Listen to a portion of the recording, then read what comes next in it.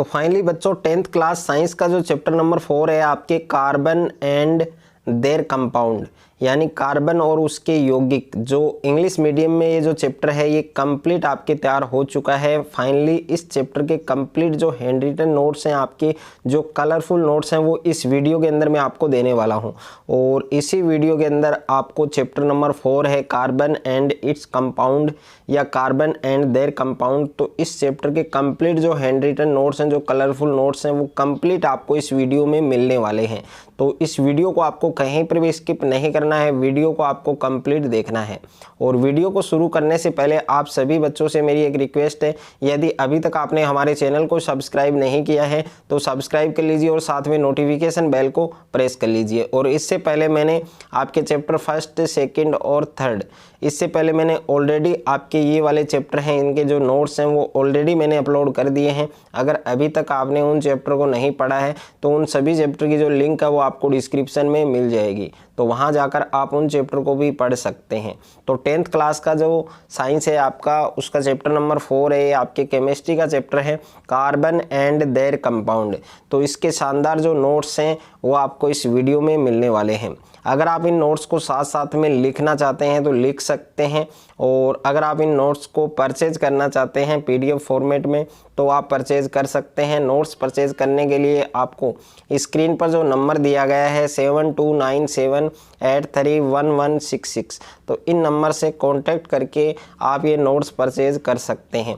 इन notes में मैंने क्या क्या इंक्लूड किया है वो आप कंप्लीट देख सकते हैं। सबसे पहले आप देख सकते हैं प्यारे बच्चों प्रॉपर्टीज ऑफ कार्बन, यानी कार्बन के कौन कौन से गुणधर्म हैं। तो इनमें 4 गुणधर्म, 4 पॉइंट मैंने लिए हैं। ये चारों गुणधर्म आपको अच्छे से याद रखने हैं। उसके बाद में सेकंड है आपके, सेकंड टॉपिक आप देख सकते हैं कि bond in carbon covalent bond, okay, यानी जो सहसंयोजी बंध हैं वो आप देख सकते हैं।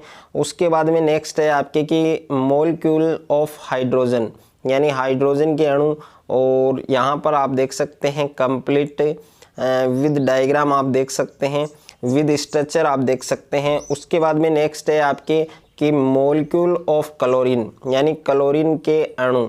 तो यहाँ पर देख सकते हैं there are 2 chlorine atoms in a molecule of chlorine. 2 chlorine atoms complete their octet by sharing a pair of electrons. तो कंप्लीट आप देख सकते हैं, और ये स्ट्रक्चर है, ये स्ट्रक्चर भी आप देख सकते हैं। उसके बाद में है मॉलिक्यूल ऑफ ऑक्सीजन, यानी ऑक्सीजन के अणु।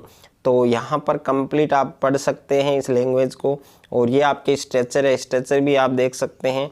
और उसके बाद में नेक्स्ट है आपके, नेक्स्ट आप देख सकते हैं कि मॉलिक्यूल ऑफ नाइट्रोजन। तो नाइट्रोजन का जो अणु है वो किस प्रकार से बनता है, किस प्रकार से इसकी स्ट्रक्चर बनती है, वो भी आप कंप्लीट देख सकते हैं।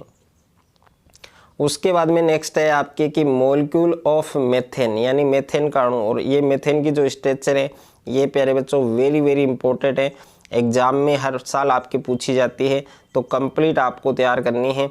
उसके बाद में है कोवेलेंट बॉन्ड, यानी कोवेलेंट बॉन्ड क्या होता है, सहसंयोजी बंध क्या होता है। तो the bonds formed by sharing of a pair of electrons between 2 atoms are called covalent bond. तो इसकी जो डेफिनेशन है वो आपके एग्जाम में पूछी जा सकती है, वो आपको याद रखना है। उसके बाद में है सैचुरेटेड कंपाउंड, ओके, यानी सैचुरेटेड कंपाउंड क्या होता है। तो compounds of carbon connected by a bond between carbon atoms are called saturated compound. और उसके बाद में है आपके नेक्स्ट है कि अनसैचुरेटेड कंपाउंड, यानी ये तो होता है आपके संतृप्त यौगिक, ये होता है आपके असंतृप्त यौगिक।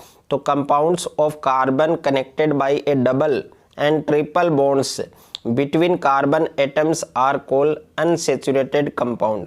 उसके बाद में है हाइड्रोकार्बन क्या होता है। तो compounds made of carbon and hydrogen are called hydrocarbon, यानी हाइड्रोजन और कार्बन से जो यौगिक बनते हैं, जो कंपाउंड बनते हैं, उनको हम हाइड्रोकार्बन कहते हैं। एग्जाम्पल आप देख सकते हैं। और उसके बाद में है आईयूपीएसी पद्धति, यानी आईयूपीएसी सिस्टम क्या होता है, इसका पूरा नाम दे रखा है, हिंदी और इंग्लिश दोनों में दे रखा है, तो कंप्लीट आप पढ़ सकते हैं। और उसके बाद में है एलोट्रोप्स। एलोट्रोप्स क्या होता है, एलोट्रोप्स का मतलब होता है हिंदी में अपर रूप, यानी अपर रूप क्या होता है। तो those different form of an element which have the same chemical properties but different physical properties are called allotropes. और एलोट्रोप्स ऑफ कार्बन, यानी कार्बन के एलोट्रोप्स कौन कौन से हैं? एक तो डायमंड है जिसको हीरा बोलते हैं, एक है ग्रेफाइट और तीसरा है आपकी फुलरीन। उसके बाद में डायमंड आप देख सकते हैं, डायमंड के कुछ प्रॉपर्टीज हैं, कुछ गुण हैं, वो आपको याद रखने हैं। और ये आपके ग्रेफाइट के गुणधर्म हैं। तो इसमें 4 प्रॉपर्टीज हैं, चारों प्रॉपर्टीज आपको याद रखने हैं।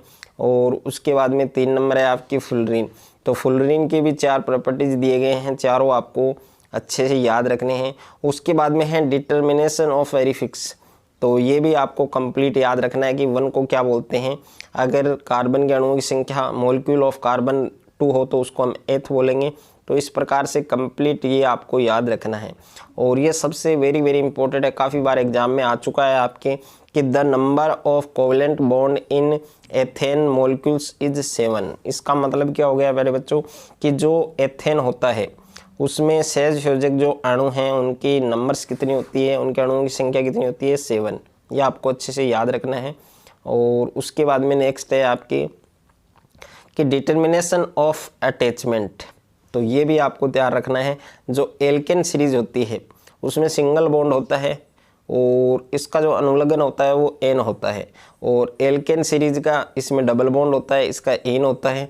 और एल्काइन जो सीरीज है उसमें ट्रिपल बॉन्ड होता है और इसकी जो अनुलग्न है, इसका जो अटैचमेंट होता है वो आइन होता है। ये आपको ध्यान रखना है। उसके बाद में है नोमेनक्लेचर ऑफ एल्किन। तो एल्किन है उसके बारे में इसका डायग्राम, इसका जो फॉर्मूला है कंप्लीट है। और नेमिंग रूल क्या है, नेमिंग रूल भी आपको याद रखना है। तो ये भी आपको अच्छे से याद रखना है। कंप्लीट आप देख सकते हैं, बहुत ही शानदार नोट्स हैं और ये नोट्स पढ़कर आप बोर्ड एग्जाम में एक अच्छा स्कोर आप कर सकते हैं। उसके बाद में ये टेबल आप देख सकते हैं, formulas and structure of saturated compound of carbon and hydrogen. तो इसमें नंबर ऑफ कार्बन एटम्स हैं, इसमें नेम है, इसमें फॉर्मूला है, इसमें स्ट्रक्चर है। तो ये भी कंप्लीट आपको आना चाहिए अच्छे से।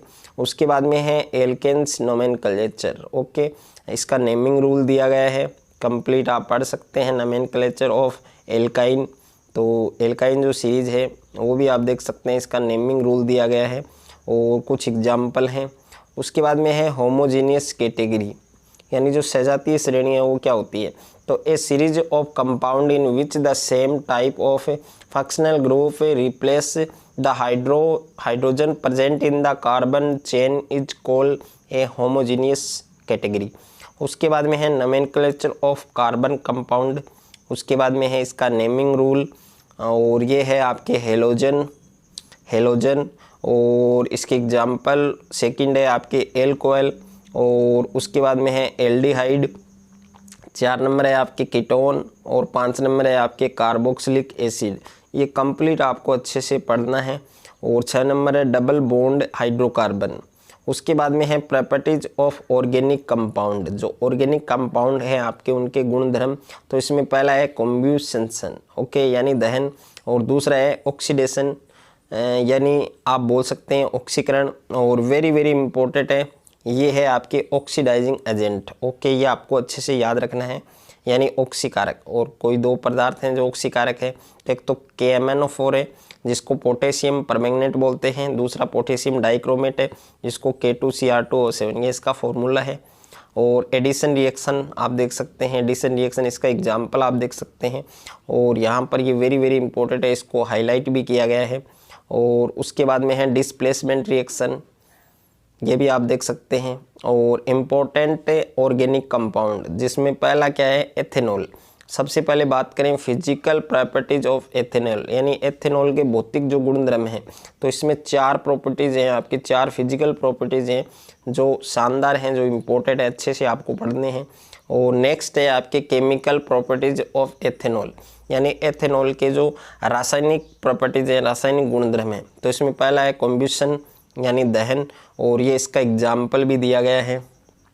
सेकंड है आपके कि रिएक्शन विद पोटेशियम परमैंगनेट, तो पोटेशियम परमैंगनेट के साथ रिएक्शन आप देख सकते हैं। तीसरा है रिएक्शन विद एथेनोइक एसिड, तो एथेनोइक एसिड के साथ रिएक्शन। और 4 नंबर है आपके रिएक्शन विद सोडियम, सोडियम के साथ रिएक्शन। और उसके बाद में है एथेनोइक एसिड, तो सबसे पहले है physical properties of ethanoic acid. तो एथेनोइक एसिड है, उसकी जो फिजिकल प्रॉपर्टीज़ हैं वो आप देख सकते हैं। इसमें 3 फिजिकल प्रॉपर्टीज़ हैं जो आपको अच्छे से याद रखने हैं। उसके बाद में है chemical properties of ethanoic acid. तो एथेनोइक एसिड है, उसकी केमिकल प्रॉपर्टीज़, तो इसमें पहला है एस्टरीफिकेशन रिएक्शन यानी एस्टरीकरण अभिक्रिया। ये काफ़ी मोस्ट इम्पोर्टेंट है आपकी, और ये इसका केमिकल रिएक्शन भी दिया गया है, इक्वेशन भी दिया गया है। सेकंड है रिएक्शन विद बेस यानी बेस के साथ रिएक्शन। और थर्ड है आपकी कि reaction with carbonate and hydrogen carbonate. तो कार्बोनेट और हाइड्रोजन कार्बोनेट के साथ रिएक्शन। उसके बाद में है सोप्स एंड डिटर्जेंट यानी साबुन और अपमार्जक। तो सबसे पहले सोप के बारे में कंप्लीट दिया गया है यानी साबुन के बारे में कंप्लीट दिया गया है, और ये मोस्ट इम्पोर्टेंट नोट है, इसको ज़रूर पढ़ना है आपको, ये काफ़ी इम्पोर्टेंट है। उसके बाद में है डिटर्जेंट यानी अपमार्जक, ये कंप्लीट डिटर्जेंट के बारे में दिया गया है। और मिसेल के बारे में भी आपको कंप्लीट पढ़ना है, काफ़ी बार एग्जाम में आता है, और ये मिसेल का स्ट्रक्चर है, ये भी आपको ध्यान में होना चाहिए। ओके, उसके बाद में नेक्स्ट है क्लींसिंग एक्शन ऑफ सोप। तो ये भी आपको अच्छे से याद रखना है, ये कुछ डायग्राम बनाए हैं, ये भी आपको अच्छे से याद करने हैं। तो इसी के साथ जो चैप्टर नंबर 4 है आपके कार्बन एंड देयर कंपाउंड, तो ये चैप्टर आपके कंप्लीट होता है। नेक्स्ट चैप्टर आपको जल्द ही मिलेगा। अगर आपको ये नोट्स अच्छे लगे तो वीडियो को आप ज़्यादा से ज़्यादा शेयर करें, ज़्यादा से ज़्यादा वीडियो को लाइक करें, और चैनल पर आप नए हैं तो चैनल को आप सब्सक्राइब कर लीजिए और साथ में नोटिफिकेशन बेल को प्रेस कर लीजिए। और नेक्स्ट जो चैप्टर है कौन से चैप्टर के आपको नोट्स चाहिए वो भी आपको कमेंट करके ज़रूर बताना है।